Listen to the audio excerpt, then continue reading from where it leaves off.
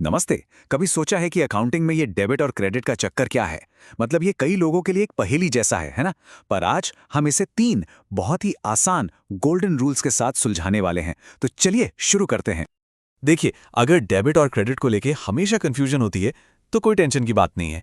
ये कॉमर्स के स्टूडेंट्स के लिए एक बहुत ही आम मुश्किल है, लेकिन सच कहूं तो ये उतना भी मुश्किल नहीं है जितना लगता है। और इसका एक बहुत ही सीधा साधा सा हल है। सिर्फ 3 गोल्डन रूल्स। इन रूल्स को ना एक सीक्रेट कोड की तरह सोचिए। एक बार ये कोड क्रैक हो गया तो समझ लीजिए अकाउंटिंग की पूरी दुनिया के दरवाजे खुल जाते हैं। तो चलिए अपने पहले रूल पर आते हैं। Personal accounts. इसे हम कह सकते हैं लोगों के लिए नियम। ये रूल बिजनेस और दूसरे लोगों या कंपनियों के बीच होने वाले सारे लेन देन को हैंडल करता है। और नियम बहुत सिंपल है। पाने वाले को डेबिट करो, देने वाले को क्रेडिट करो। इसका सीधा सा मतलब है कि जब भी कोई इंसान या कंपनी बिजनेस से कुछ भी लेती है तो उनका अकाउंट डेबिट होता है, और जब कोई बिजनेस को कुछ देता है तो उनका अकाउंट क्रेडिट होता है। तो इसको और भी आसान बनाते हैं।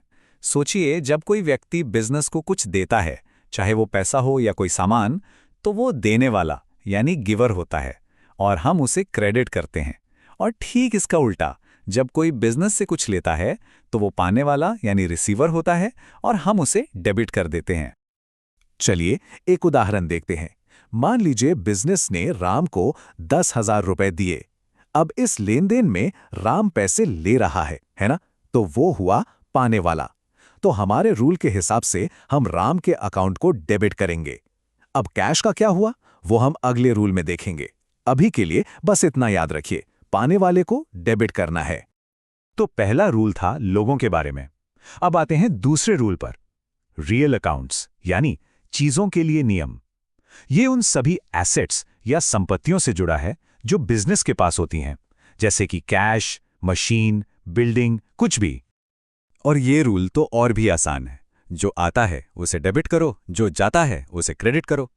ये सब कुछ बिजनेस में संपत्ति के आने जाने को ट्रैक करने के बारे में है। जब भी बिजनेस में कोई संपत्ति आती है उसे डेबिट कर दो। जब कोई संपत्ति बिजनेस से बाहर जाती है तो उसे क्रेडिट कर दो। तो जब कोई संपत्ति, चाहे वो मशीन जैसी दिखने वाली चीज हो या फिर सॉफ्टवेयर जैसी ना दिखने वाली चीज हो, जब वो बिजनेस में आती है तो उसे डेबिट किया जाता है, और जब वो बिजनेस से बाहर जाती है तो उसे क्रेडिट किया जाता है। ये संपत्ति के आने जाने का एक सीधा साधा हिसाब है। एक और उदाहरण लेते हैं। मान लीजिए बिजनेस ने 50,000 रुपए की एक मशीन खरीदी। अब मशीन एक संपत्ति है जो बिजनेस में आ रही है, तो हम मशीनरी अकाउंट को डेबिट करेंगे। और उसी समय कैश, जो कि एक और संपत्ति है, वो बिजनेस से जा रहा है, तो हम कैश अकाउंट को क्रेडिट करेंगे। देखा, एक संपत्ति के बदले दूसरी संपत्ति का सीधा साधा लेन देन। तो हमने लोगों और चीजों को तो कवर कर लिया। अब हम आ गए हैं अपने आखिरी और तीसरे नियम पर, नॉमिनल अकाउंट्स।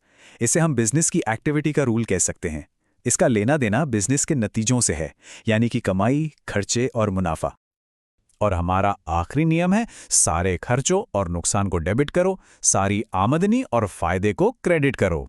ये रूल बिजनेस के प्रॉफिट और लॉस को ट्रैक करने में मदद करता है, जो कि किसी भी बिजनेस की सेहत के लिए बहुत जरूरी है।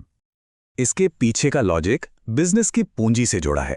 सीधी सी बात है, खर्चे और नुकसान बिजनेस की कुल संपत्ति को कम करते हैं, इसलिए उन्हें डेबिट किया जाता है। दूसरी तरफ आमदनी और फायदे संपत्ति को बढ़ाते हैं, इसलिए उन्हें क्रेडिट किया जाता है। आइए एक और उदाहरण देखें। बिजनेस को 5,000 रुपए का ब्याज मिला। कैश एक संपत्ति है जो आ रही है, तो हमारे दूसरे रूल के हिसाब से कैश अकाउंट डेबिट होगा। और क्योंकि ब्याज एक आमदनी है, तो हमारे तीसरे रूल के हिसाब से इंटरेस्ट रिसीव्ड अकाउंट को क्रेडिट किया जाएगा। देखा कैसे सारे रूल्स एक साथ मिलकर काम करते हैं। तो लीजिए, अब हमारे पास अपना पूरा टूलकिट तैयार है। ये 3 नियम जब एक साथ मिलते हैं तो एक ऐसा जबरदस्त सिस्टम बनाते हैं जिससे किसी भी फाइनेंशियल लेन देन का बिल्कुल सही विश्लेषण किया जा सकता है।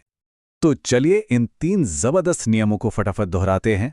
पर्सनल अकाउंट्स के लिए पाने वाले को डेबिट, देने वाले को क्रेडिट। रियल अकाउंट्स के लिए जो आता है उसे डेबिट, जो जाता है उसे क्रेडिट। और आखिर में नॉमिनल अकाउंट्स के लिए सारे खर्चों को डेबिट, सारी आमदनी को क्रेडिट। और ये रही समरी। ये टेबल इन सभी नियमों को एक साथ ले आती है। ये एक तरह से चीट शीट है। चाहे वो पर्सनल, रियल या नॉमिनल अकाउंट हो। अब किसी भी फाइनेंशियल ट्रांजैक्शंस को समझने की चाबी हाथों में है। तो अब जब ये गोल्डन रूल्स पता चल ही गए हैं, तो वो पहला कौन सा लेन देन है जिसका विश्लेषण किया जा सकता है? अपने आसपास देखिए, शायद किराने की दुकान से की गई खरीदारी या फिर मिली हुई सैलरी। अकाउंटिंग तो हर जगह है।